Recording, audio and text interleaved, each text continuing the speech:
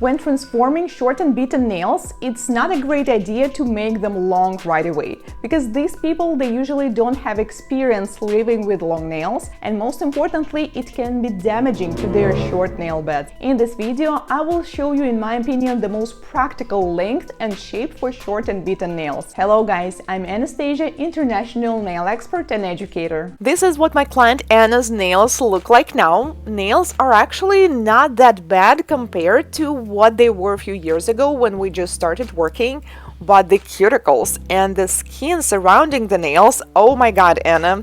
So we have quite a work to do today. We will need to clean it all and also to work on the hangnails. As you can see, some of the hangnails were bleeding, so we need to be extra careful and work around them so we're not going to do even more damage. So we're going to start with pushing back the cuticles, and usually I use orange wood stick. If this is your first time watching me doing transformation for Anna's nails, I have the entire playlist with her nails, which will appear in the upper right corner if you would like to check it out. Since I posted so many videos with her nails transformation, sometimes I get a comment that says something like, well, her nails, they still look bad even after the transformation, because we can see these cuts and scratches that are on her skin. Well, it's true, I really cannot make the existing cuts go away. However, if we get rid of the dry skin of the hangnails, which is very important, because people who have a habit of biting and picking their skin, they will keep doing this as long as they have something, and hangnails are really triggering in this situation. But if we buff them, if we trim them, if we work on them with electric nail file, so it will not be possible to separate this small piece of skin, there won't be any trigger. So doing manicure on a regular basis is really helpful here.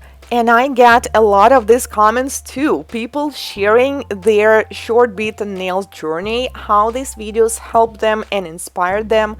Some people just started doing manicure, some people started going to the salon, having extensions on their hands, or doing manicure on a regular basis was really helpful, and I'm so glad that my content is helpful or even motivating for someone, because this is the goal. I want to show you guys that extensions and manicure, they can not just make our nails prettier, but also protect them in some way. Well, in this case, protect them from biting.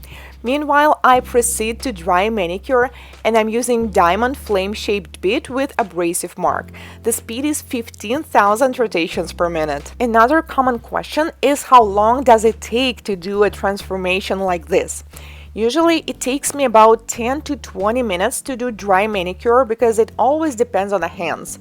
Sometimes there's not really much to work on, but sometimes you really need to work on these cuticles. So I'm not gonna lie, with Anna it usually takes me longer, 20 to 30 minutes, just the manicure and the prep, because as you can see, there's a lot of dry skin, and this is very common for people with short beaten nails, because when you bite the nails, the body thinks that there is some damage, so the skin starts growing more, so we have to clean more. But the part with extensions is usually much faster, because her fingers and nails are so tiny, and normally we don't do long nails, so this part takes usually an hour or less. Dry manicure, which is part of the nail prep, is super important, because if you do it well, nail extensions are going to last longer. And in this case, it's also very important to me to clean the skin and to make it smooth, so we will not continue with this biting and the skin is going to heal.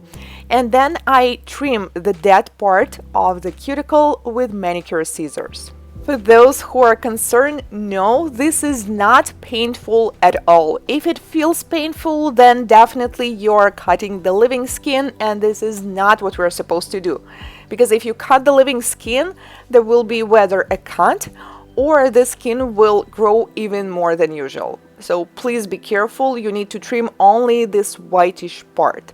Then I'm taking the buffing bit, and the speed is about 18,000 rotations per minute, and I'm buffing these little hangnails because we have so many of them, and the goal is to make the skin super smooth so it will not be possible to bite it again and cause new hangnails. It is also possible to do it manually if you have a very soft buffer such as 800 grit, but it's just not very comfortable, especially if we're dealing with the small hands like this. So with an e-file, it's much easier and faster, and also I can reach all these areas like on the sidewalls, around the cuticle, and don't stay at the same spot for too long. Now we have finished manicure and nail prep. The cuticles look so much cleaner.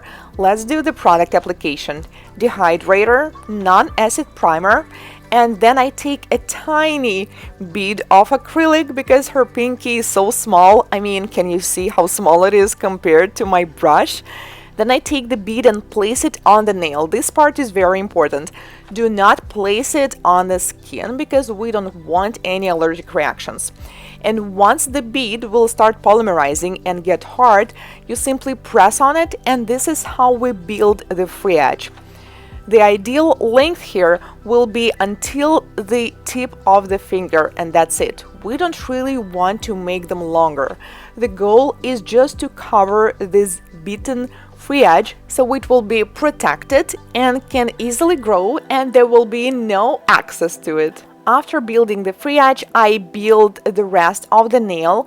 The beads should be super tiny, and with these nails, I recommend you to leave a bigger gap from the cuticle and from the sidewalls than you normally do to avoid product lifting. We just worked with the smallest finger, and now we're working with the thumb, which is the biggest, and obviously we need a larger size beads for it. And then I do basically the same. But did you guys notice that this nail have slightly different shape? It's oval shaped because it's slightly growing back. When I just met Anna, it was super short and bitten, almost like her pinky, but now it's growing longer, and that's the goal. The nail beds usually start to grow from the middle, and over time the sidewalls also can grow back. The most important condition for growing your nail beds is that you need to have some of the free edge. If you're not able to grow your own nails, then nail extensions will work because our body will think, oh, she has long nails. I need to send more sources to grow the hyponychium, which is the skin under the nail, and the nail bed eventually will be longer. And the same thing works if you just have a free edge of your own. So don't cut your nails super short if your goal is to grow your nails longer eventually. After product application, it's time to do filing and shaping, and this time I decided to use a carbide bead with green abrasive mark. This part usually doesn't take too long because I really try to focus on product application, so we will need to do just a slight retouch. I'm filing the product from the top, and don't forget, when working with acrylic, do not forget to file the cuticle area as well as the sidewalls. And finally, we decided to do this.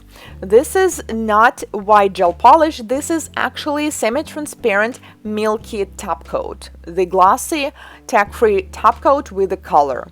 So we're going to cover her nails, and you probably noticed that on some nails, like on this one, there's a little gap near the cuticle, and it was on purpose because I'm going to fill it in with the gel. I already tried this technique on Anna and it works great. Anna really enjoys natural looking milky colors, but if I use milky acrylic, I will not be able to get too close to the cuticle.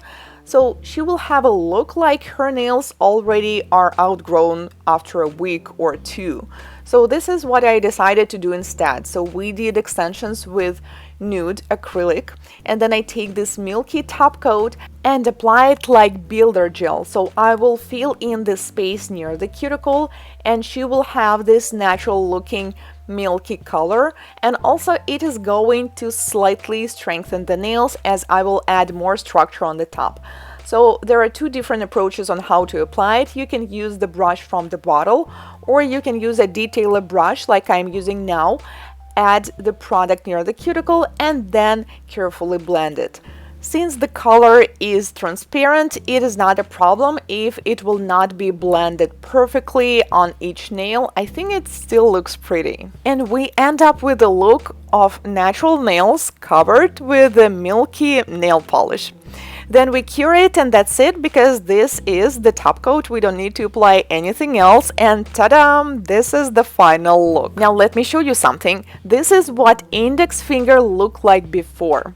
Crusty cuticles and hangnails, and this is what it looks like after dry manicure.